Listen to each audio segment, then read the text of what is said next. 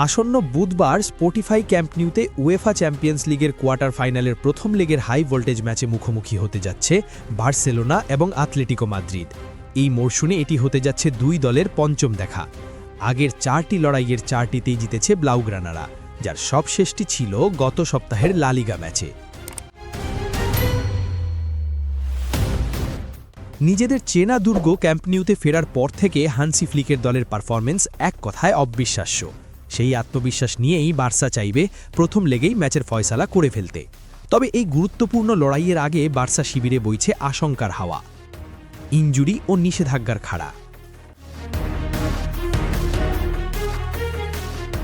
Barcelona এই ম্যাচে মাঠে নামবে তাদের 4 গুরুত্বপূর্ণ খেলোয়াড়কে ছাড়াই। ইনজুরির কারণে রাফিনিয়া, মার্ক বার্নাল এবং আন্দ্রেয়াস ক্রিস্টেনসেন আগে থেকেই মাঠের বাইরে। অন্যদিকে ফ্র্যাঙ্কি ডি ইয়ং এখনও পুরোপুরি ফিট হয়ে ওঠেননি। কিন্তু এর চেয়েও বড় দুশ্চিন্তা হলো দলের বর্তমান 4 সেনানীকে নিয়ে। তারা হলেন Lamine Yamal, Fermin Lopez, Gerard Martin এবং মার্ক কাসাদো। এই 4 জন খেলোয়াড়ই এখন সাসপেনশনের ঝুঁকিতে আছেন। চ্যাম্পিয়ন্স লিগের নিয়ম অনুযায়ী তারা যদি বুধবারের ম্যাচে একটি হলুদ কার্ড দেখেন, তবে পরবর্তী এক ম্যাচের জন্য নিষিদ্ধ হবেন, যার অর্থ হলো আতলেটিকোর মাঠে ফিরতি লেগের মহা গুরুত্বপূর্ণ ম্যাচে তারা খেলতে পারবেন না।